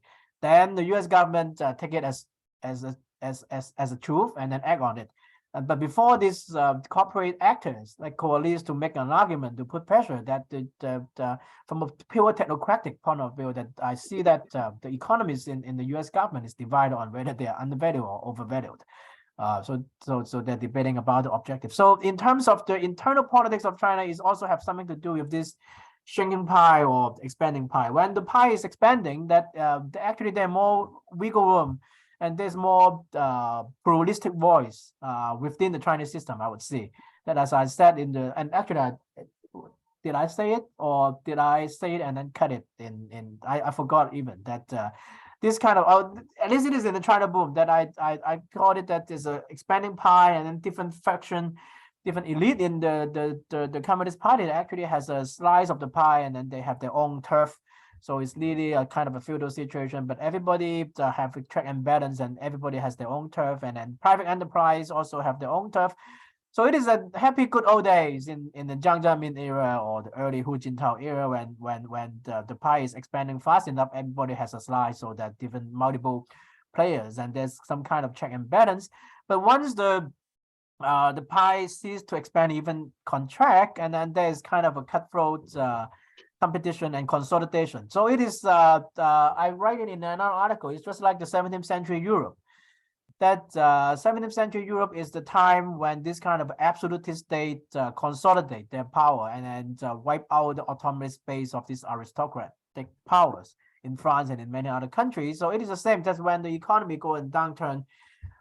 So the absolutist state came in and then wipe out other oligarchs or aristocratic power and then become more centralized. So it is what we see is this kind of a incessant centralization from late Hu Jintao era to the Xi Jinping era, is this kind of a political economy of a shrinking pie, and then you see the similar situation in Russia, that when Putin came in and he tried to wipe out all oligarchs and then create his own loyal oligarchs. So it is a centralization of power. They take advantage of a shrinking, or not take advantage of, but in the context of kind of a declining economic expansion. So it is a big situation of centralization. Yeah. Maybe other panelists will have response to this issues of internal politics. Yeah, other panelists? Okay, so we have another question from Zhou Yu, basically talking about all the corporations the same. For example, Caterpillar would be different from Apple. So that's the question. Carrying over to the question of this kind of I'm not quite an instrumentalist Marxist view of the state that respond to Keith that on the capitalist corporate part it sounds like instrumentalist, but I also have a Weberian part that because I think they're different part of the states and think differently according to different criteria, the foreign policy establishment and the Pentagon, the thing in the Weberian term, it is like realist political gain. And then the corporation really is kind of has a hold on some other part of the government or Congress, and then individual corporation definitely matters, and also there are different sectors and different individual corporation. For example, the financial sector and the tech, and of course that's. Wall Street and some, not all, the big techs are the last to stop lobbying for China. But you can see that Apple is still have until very recently, that still have a huge stake in China, and so you see that reportedly that the Uyghur Forced Labor Prevention Act that you see company like Apple allegedly reportedly lobby against it. And also Wall Street firm for a long time, they are the last holdout that to be the kind of ambassador of Chinese interests. And when many manufacturers and other companies start to turn against China, because that they always still believe that China in one day will open up the financial sector and they will have this kind of a go all into China to do finance and investment and wealth management, that kind of thing. And then even China didn't open up that they have a kind of can do this kind of business in Hong Kong.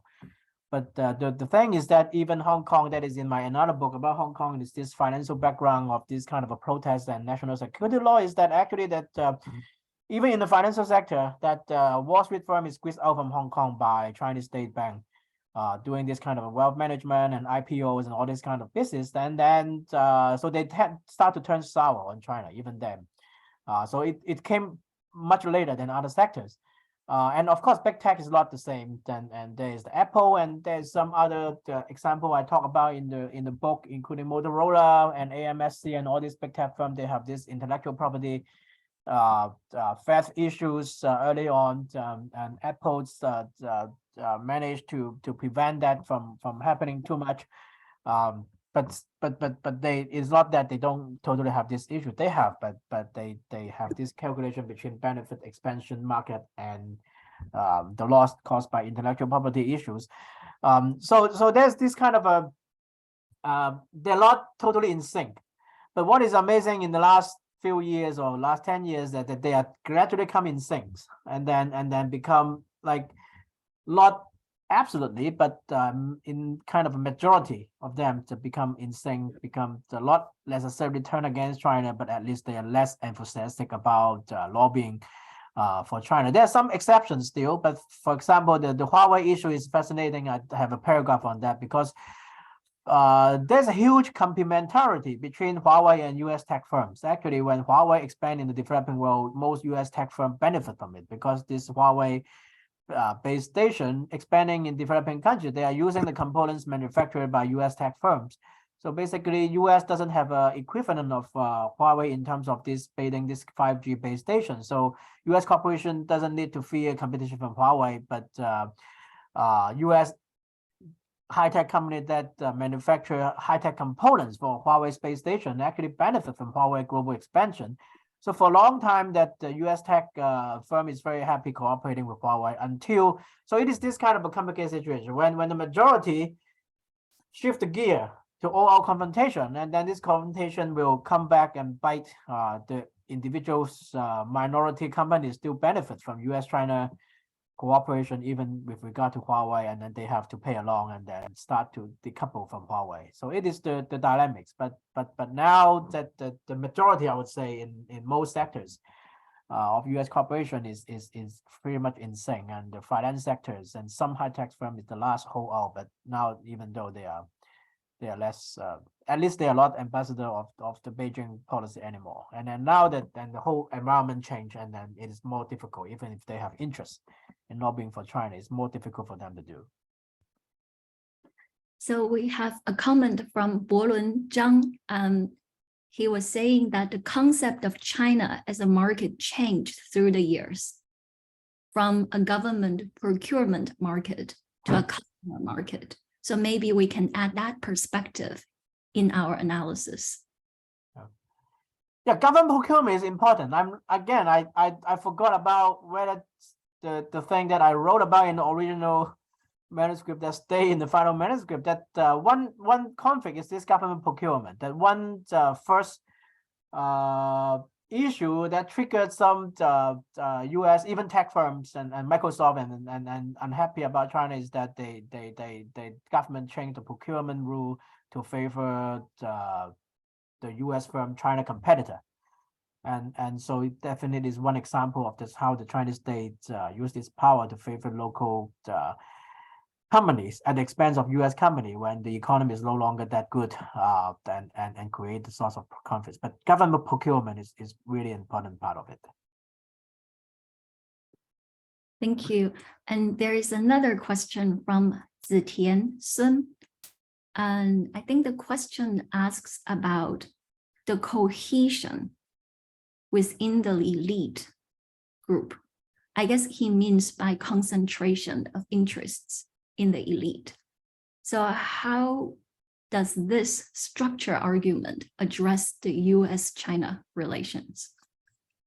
Yeah, I kind of respond to it a little bit before that China, the political economy is used to be more diverse. Not that it has a more diverse civil society and so on and so forth, but I'm talking about the inter-elite kind of disposition is more diverse and different state sectors and different elite factions, and each factions and control particular sectors or some control the oil and gas and energy sectors, some control the mineral sectors, and also there's some room for private companies, and that is another story. There's another paper that I'm working right now, is this kind of a this private sector that is the big tech, like Alibaba and Tencent and of course real estate, and is the sector that is the state company is not yet dominant until very recently they got into trouble that there's this kind of a Xi Jinping initiative to crack down on this big tech in the name of common prosperity. So what happened is that again that it's also tied to the elite faction that Alibaba, and then they have this obscure shareholding structures that it is reportedly and assumedly there's some certain part of the CCP elite that is very much tied to Alibaba as a private company incorporated in Cayman Island. So far as this kind of an inter-party elite balance of power are maintained, and so that it creates room for this private enterprise, even incorporated in Cayman Islands. And it is amazing that this Chinese big tech like Tencent and Alibaba, they are incorporating Cayman Islands. So then you see this kind of FDI figure, FDI flow from China to Cayman Island. You really see that once Xi Jinping start to crack down on big tech, there's a spike in Chinese FDI flow to Cayman Island. So you might speculate what this money actually is. A lot of them are, of course, this kind of Chinese elite moving money out. And so actually it is again the same dynamic that when the pie is expanding, then everybody gets a slice, everybody happy, everybody's size expanding.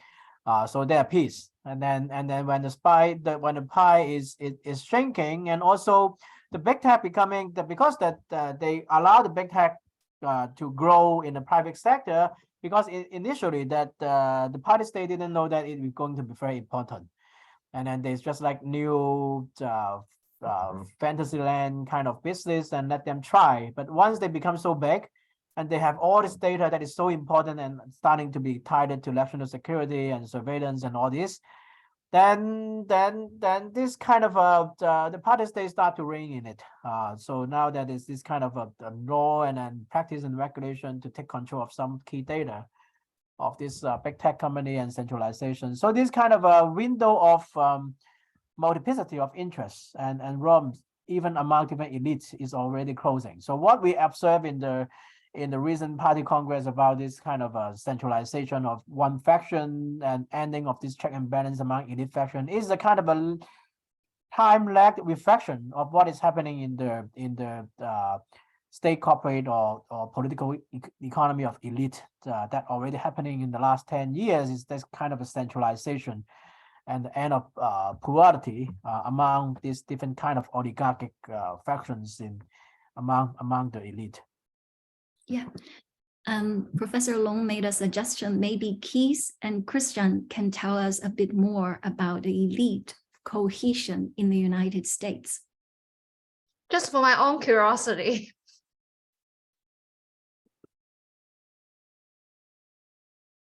All right, I'm happy to start. It's interesting because when reading the book, I remembered some sort of consulting that I had done in the late 90s, and I was sitting with a Motorola executive who was talking essentially about how the entire future of their markets was China, that this was 1/4 of the population of the world.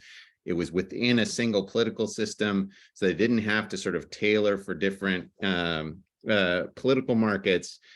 And that was kind of the zeitgeist in general of the late 90s, was this sense that this was just going to be an enormous market. There was tremendous potential for growth. And so there was a lot of cohesion, in that sense, that sort of the tables in the book that say, well, this company had already received an MOU. There was a more general perception, I think, that the tremendous growth potential associated with China as a consumer market, even more than a production market, right, was sort of broadly held. And I think that cohesion broke down once you started to see the elimination of US businesses. So that, I think, and you talk about this in the book quite nicely early on, that the effect on US steel companies, sort of the creation of the Rust Belt, within about a 15-year period, you go from maybe 10% of the products on US shelves being made in China to something like 80% of the products on US shelves being made in China.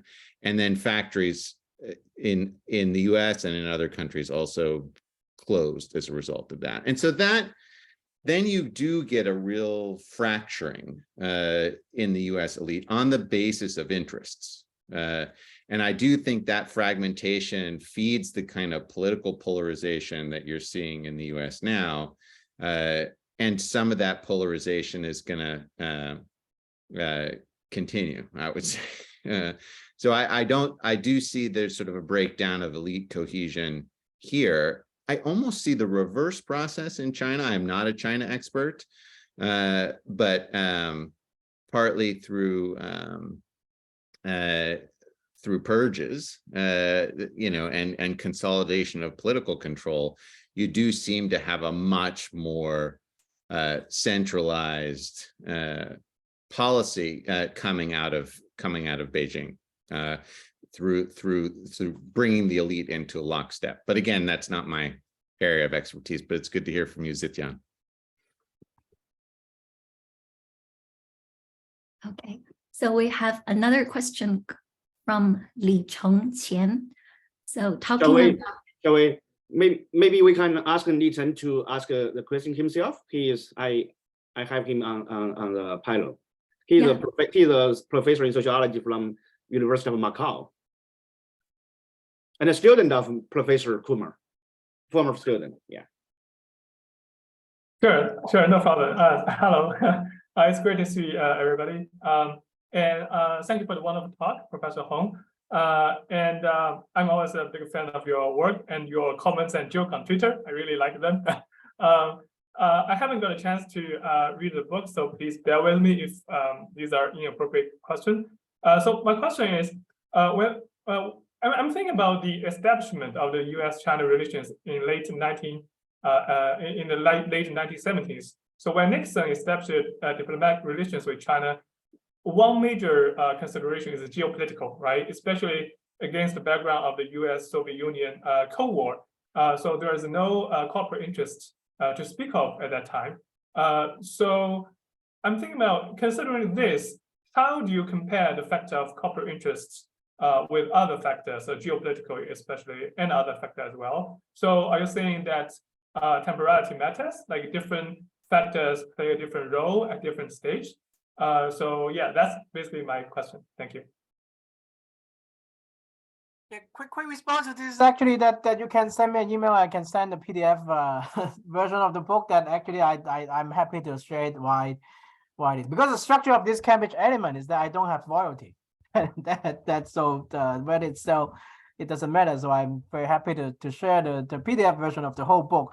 And this thing that you mentioned about the Nixon era, that is before the collapse of the Soviet Union. The whole U.S. calculation about China has nothing to do about cooperation. It's purely geopolitics and basically China contribute to U.S. national security and geopolitical design is that to help U.S. achieve what the U.S. engagement in Vietnam War failed to achieve, that is prevent Southeast Asia from becoming communist. That after Nixon visit China basically pulled the plug on all these communist guerrilla in Malaysia, in Thailand, and supporting Cambodia, the Pol Pot regime to check the expansion of Vietnam, which is a proxy of Soviet Union. So it is very important from a geopolitical perspective. And then what happened is after the Cold War, and when the Cold War is over, and then Kenan came into the White House. It is like the first democratic administration. Then the whole thing turned that originally the U.S. corporation is not interested in China. At that time, U.S. corporation, when they think about globalization, they think about NAFTA, they think about Mexico, they think about Latin America. So China is a small part of it. And so what dominated the China policy at the time, right after the Cold War, is of course Tiananmen and human rights activists and American Labor Union and also American Southern manufacturers. All these North Carolina, South Carolina textile manufacturers, still Kentucky, they're lobbying against China trade. They cannot imagine themselves moving to China. They don't only fear about China imports. So there's a whole win is against free trade with China in the 1990s. And then, as I argued, that then China mobilized important politically influenced U.S. corporation to lobby against this kind of a human rights and labor union concern, and then open up free trade. And in the beginning, that free trade didn't benefit a lot of U.S. corporation, and Apple didn't go to China. I think it is in the book that until late 1990s and early 2000s, and over the 1990s, Apple was busy expanding its production in Colorado and California. They never think about going to China. And so it's only later on when this kind of free trade with China is established thing that corporation go en masse to China, and then corporate become kind of a autonomous interest to lobby for China. But over the 1990s, Beijing offers many incentive to important corporation to lobby for them. So corporate interest came in on 1990s afterward, and then geopolitical became in the back burner, even though it's still like lurking in the background with all these Taiwan Strait crisis and the U.S. bombing of Chinese embassy in Belgrade, and then spy plane incidents over South China Sea in 2001. So the military and the foreign policy establishment definitely starting to see China as a rival, but because of the corporate restraint, then it didn't lead to all-out confrontation. Yeah. Thank you. And Professor Zhang Yang has a question. Okay, thank you everyone for this wonderful discussion. I have a question for Ho-fung and maybe for everyone else. Because in your book, the title includes New Cold War, right? So I discussed the Cold War a lot in my empire class. But I think there is a big difference between this New Cold War and the Cold War. for the Cold War, we should, you know, actually, I have one summary for the Cold War is no hard war, no Cold War. The Cold War started with a number of hard wars, including Chinese Civil War, Korean Civil War, French Indochina War, and a number of wars in Africa, right? And so we are not, I think we are not yet there between United States and China.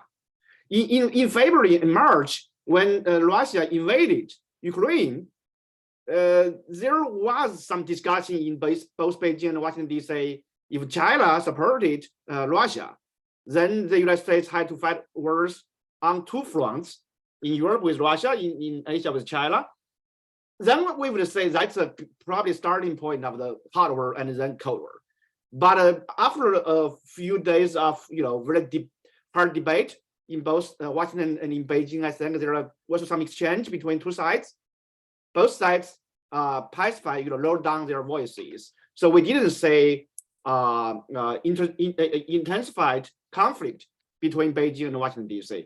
So I think for a number of reasons, I don't think United States and China are yet there at the brink of a hard war. So can we say we are already in a Cold War where it's just an exaggeration of some sort of economic decoupling or technological decoupling, but it's not the Cold War yet?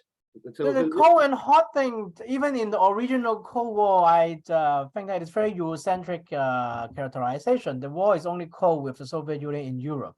It is quite hot everywhere else, and in Asia, in Africa, so it's quite hot. And actually, the one big difference with the conflict between U.S. and China now, and Soviet Union and U.S. at the time, is that there's a real fundamental difference back then. That both right now that China and U.S. both economic system is driven by is dictated by profit motivation. People talk about the state system versus free market system, but it is kind of nonsensical in the sense that from a perspective that even the most dominant state company in China is driven by profit. It's no longer the state company in maritime that have the mandate to provide full employment and social welfare to the workers, education, and everything else. It's just like making profit, and they are traded in financial market, if not New York, and then it's in Hong Kong or Singapore and things like that. So it is very profit-oriented state companies, and then profit motivation united them. And then I actually gave this book talk yesterday through Zoom into Brazil, and then they sense a difference, because during the old Cold War or with the Soviet Union, for a third country being aligned with the US or aligned with the USSR, that is the existential choice of your country, whether you have nationalization, the full-scale Communist Party state, or even if you are dictatorship, a right-wing dictatorship, you have private property, you have market economy, private enterprise. So this each country to decide whether to align with the USSR or with the US back in the old days is a life and death issue for many people. So they will really, really fight over it. But right now, you look at Sri Lanka, you look at Myanmar, even and many other countries, to decide whether you align with the US or align with China. You didn't involve any fundamental change to your own socioeconomic political system in your country, so that people have much more liberty to shift side, and one day it is with China, the other day is with US, or both, as in many other Southeast Asian and Asian countries are now, like Philippines and Malaysia. So it is okay for a country to be aligned with both, or trying to be aligned with both, and so it is why the US is more difficult to convince the elite, even in Europe, in Germany, to totally on board with them. Because from perspective of profit motivation, it is okay to play both. Back in the old war, that it is unimaginable for West Germany to being aligned with both the Soviet Union and the US. Some state kind of did, like India in the old days, but it is very difficult now. At that time, but it is much more easy now. So it is a very different environment. So it is more like a complicated and messy inter-imperial rivalry instead of kind of a competition between the USSR and US in the old days. Okay, thank you. Yeah, I mean, I would want to speak on that too, which is that in the current situation, we're still part of a single system. I mean, the Cold War was very much marked by discrete systems that had quite, very limited interaction with one another. Later on, some purchasing of oil from the Soviet Union, and very early on, sort of pre-Cold War, factories being set up in the early Soviet Union by Fiat and things like that, but and Ford. But we may be moving towards something like that. I mean, I do think that the movement in Washington in the last year or so to try to delink the United States from all aspects of a production cycle for weapons and for a whole range of other things from China is possibly the beginning of the sort of end of a liberal order in which we both did very well and cohabited, but because of these geopolitical concerns and the rivalry in international politics that got very acute as a result of the Russian invasion of Ukraine, it's starting to have an effect on that economic system and starting to sort and separate in a way that might leave us with two separate systems in a decade or so. But it'll take a while to unwind that. Yeah. It's not going to happen overnight. Yeah, I have a real quick follow-up comment here. Thank you, Keith. So I think, it's one thing for United States to dealing with China, partially. I don't think it's a complete de-link is possible. But it's another thing that for United States to force its allies to dealing with China. We saw even strengthened, relationship, economic relationship between Germany and China, or France and China. So unless there is a hardware, maybe in Taiwan, the United States, China had hardware, the United States can force its allies to take a side. I think the incentives for other U.S. allies to dealing with China, economically dealing with China is still quite low. So that's why I think unless we have a hardware in the future, and for now, I don't think the Biden administration has an incentive to fight a hardware with China. I don't think she has a lot of people think he may fight a war in Taiwan in his third, fourth term. But for now, I don't think this. He has very strong incentive. He is strong. His incentive is keep his position for third term, for fourth term, for fifth term. Fighting war is probably not in his interest. But this is just my hunch. Yeah, but that's exactly the question. I mean, if they're going to start the war with Taiwan, then that's going to force other countries to take a stand. That would be a political stand. But I guess the incentive to start a war. This is, but then maybe contingency. No, but I think there is actually I think part of the book talks about the decline of Chinese economy. I think that part is actually pretty scary. Is if China cannot recover after this pandemic open up, if the policy doesn't lead to the economic recovery, then what's the current government going to do? And the war could be a choice, or at least it could be one answer to that dilemma. I mean, we can see when the authoritarian government cannot deliver on this promise of economic growth and welfare benefit, what happens? I mean, that is a real concern. But what I'm hearing here is, it sounds like at least the current stage of capitalist development, everybody thinks that's going to stop the war from happening. But that's pretty much the reverse of the history, because in the human history, that was really the capitalism that drove all kinds of wars. Mm-hmm. That I'm more optimistic in that particular regard. I'm pessimistic in the sense that I think the deterioration is continued, the relation. But the optimistic thing is that actual war between the US and China is still not very likely, even over Taiwan, that if Beijing is still rational, it is much easier to help the KMT win the next election than actually start the war. And then after that, its friend get elected, it has the mandate and it get sign all kind of deal with Beijing, and then US cannot even intervene, doesn't have the legitimacy to intervene. But of course, I don't rule out that this kind of crazy thing can happen. That and like in Argentina after the coup, the fascist regime, that they tainted by all these kind of internal contradiction, they can also they just seize Falkland and then they start a war with the UK. But overall, I'm optimistic. And then one last thing I forgot is that the Taisu comment seems to pointing to that direction, and then Krishan comment about these kind of examples of past empire, that we really need to pay more attention to the history of the Empire of Japan in the early 20th century. That how much race is a factor in U.S.-China relation today. That it is race is very much a factor in the U.S.-Japan relation in the early 20th century.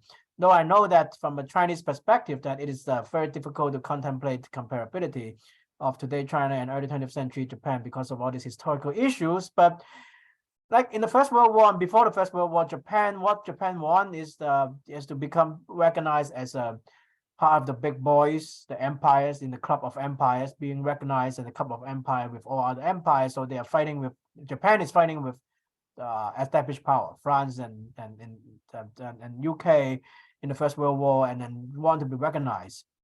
But in the end, in the Treaty of Versailles and all that they were not recognized. They are denied the booty that they think they're entitled to as a victor of the First World War. And then Japan suddenly feel being shut out from the Western white club, and then they start to develop this kind of Asian imperialism, the anti-imperialism. That is that Japan as a kind of a Asian empire to get rid of the Western imperialism, and Asia for Asians, and all this kind of thing is quite similar to today's dynamics in the sense that how the established empire treat Japan cannot be only explained by political economy, and it has to be also explained by race. That and Japan see it that way at least, that they do everything they should to become a respectable empire and power, but they are denied this status, and then they think that is because of their race. And then at some point it's so wide that Du Bois, actually before he became a big fan of Chairman Mao in the 1930s, that he was a big fan of Empire of Japan. He was invited to Tokyo and talked to all these people and think that actually Japan has a progressive agenda to end white supremacy. So this is what the Empire of Japan is, and now that this the formation of China, the informal empire, has some resemblance of this kind of Empire of Japan when you take into account race as a factor. So it's getting late on the East Coast, and I think we'll just go to one last question: the role of public opinion, and in the transition of U.S.-China relationship, what's the role of public opinion, or 民心 in Chinese? Let me refrain myself from speaking on this and see other panelists whether they.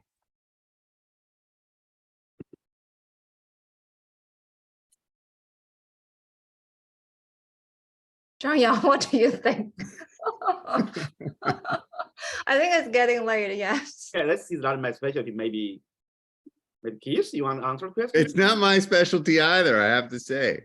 You know, You study licensing. I try to stay away from the public as much as possible. It is a big black box that until like 10 days ago that people would think that public opinion in China doesn't matter, but now it is different world now that how we continue to develop it is really difficult to say. That there's two possibilities that provided with what happened in the last 10 days. One possibility is, of course, then and open up a space and more people will be feeling free to express their opinion, try to shape opinion and things like that. But the more likely scenario, I would say, is that the state definitely will so back down on policy, but strike hard on the future possibility of a future coalescing of public opinion and even protests and gatherings. So I would see that in the short run there's a change in policy, but in the long run, actually, the tightening up will actually the more severe. Yeah, I would agree with Ho-fung and THiS early point. We are still in a single global system, for better or worse. Yeah, I mean for better, for now. And the Chinese protests, I think were very impressive. It was always it's a peak of Xi's power, but we also see a lot of oppositional voice, both within China and out of China, overseas Chinese. So that shows that China is opening up after reform, is maybe a non-stoppable or not irreversible process. That is, there are many Chinese now with overseas collection, overseas education. They want to avoid something different from the dictatorial term of Xi's power, and this time they got the chance to voice, including us, right? So for that reason, I see some hope for the U.S.-China relationship, or the continuation of this single global system in the future, despite some conservative turn or dictator turn on the Chinese side.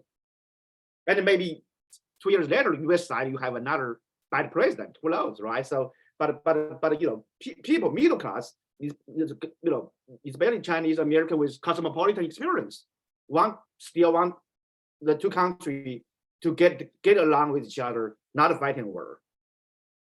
I think Professor Zhang is a believer in public opinion. He was the one who dragged all of us, Professor Long and myself, to use Twitter to voice our opinions. Yeah. So it's getting really late and we had 2 hours of excellent discussion. So please join me to give a round of applause to our speaker and our panelists today. Thank you very much. It's really fruitful discussion and learn a lot. Thank you, everyone. Thank you. Thank you. Thank Good you. night. Have a good day and take care. And Take care. see you next time, hopefully in See you person. next time. Good to meet Bye. everyone. Good to Yes, see and thank you. It was an Everyone. honor to join this group. That was Thank you, kids. Thank you. everyone. Bye Bye. You. bye. Bye.